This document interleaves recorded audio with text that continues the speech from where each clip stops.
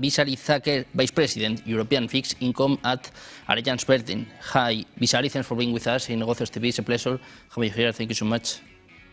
Hi, thank you for having me. Vishali, we are talking about the fixed income.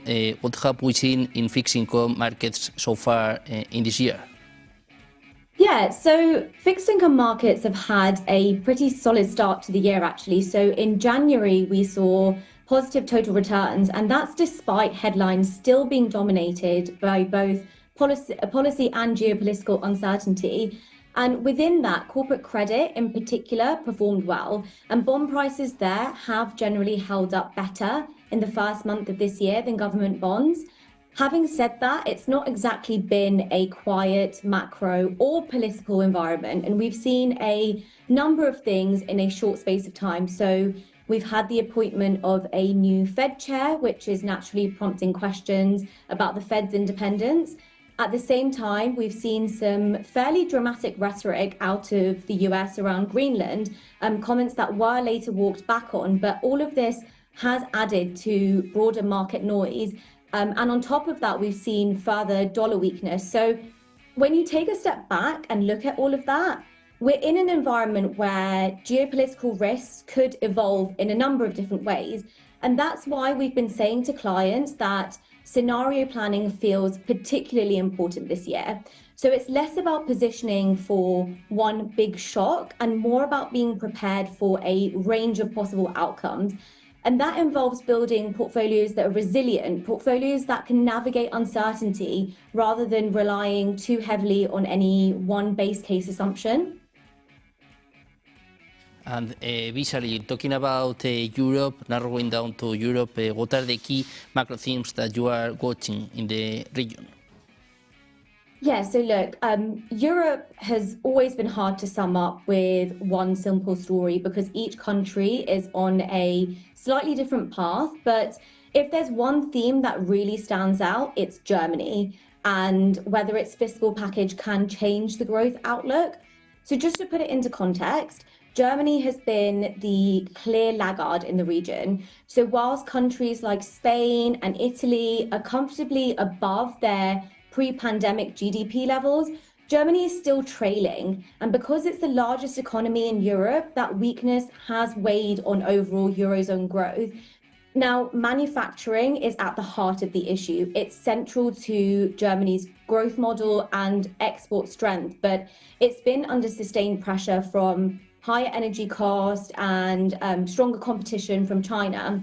And the key question now is whether the shift towards looser fiscal policy after years of tight budget discipline can provide a meaningful medium-term boost to growth.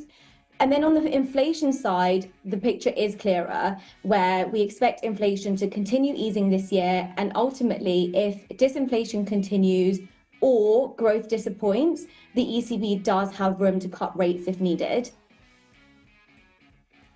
Visually, switching gears to corporate credit, AI and technology, they are clearly dominating the conversations. What is your view about the AI? Yeah, so you're right. AI has been the dominant theme in markets globally. But from a European corporate credit perspective, it's definitely important to separate the headlines from the fundamentals. And when I say this, I mean, the recent weakness we've seen in technology, particularly in software, has largely been an equity repricing story. And so far, bond markets have been relatively insulated from that volatility. And that's especially true in Europe, where the technology sector represents only a small part of the universe. So investors here don't face the same concentration risk that characterizes the US market. And so in that sense, European investment grade has acted as somewhat of a relative safe haven. What is interesting, though, is supply. So we do expect more US technology companies to issue debt in the European market. And for European investors, that could actually be positive because it provides clients access to high quality, globally competitive technology names, but within a broader, more balanced market structure. But as always in credit, there will be winners and there will be losers. And that's why active management really matters. it's about being selective. It's about focusing on balance sheet strength and really identifying where the market may be mispricing risk. And finally, based on all this, what are your recommendations for fixed income in this year? Yeah, so I mean, looking at the year ahead, we don't expect smooth sailing, but we are confident that bonds can play their traditional role in preserving clients' capital, generating income, and dampening volatility within a broader portfolio. So one of our key recommendations to clients is to add exposure to interest rates. So in other words, increase duration. And the reason for that is simple. It adds a defensive element. And so in a risk-off environment, duration can act as a buffer. So really kind of cushioning the downside and helping support returns when volatility rises.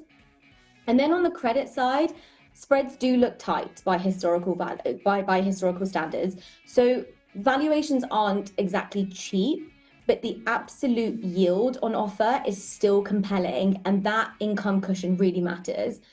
And then high yield is a space that's also interesting, but it needs to be approached selectively. And what we tell clients is that the additional income can make it a useful equity substitute for investors that are looking to dial down risk. But in a more uncertain macro backdrop, we do think an up in quality bias and careful credit selection is needed. So taking a step back, overall, our recommendation is to stay flexible, stay active.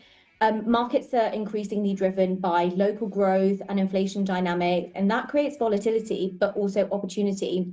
And having that ability to adjust duration and be selective in credit will be important this year. An important year looking for the AI, for the fixed income. Vishali, thanks for being with us in Negocios TV. It's a pleasure having you here. Thank you so much. Thank you very much.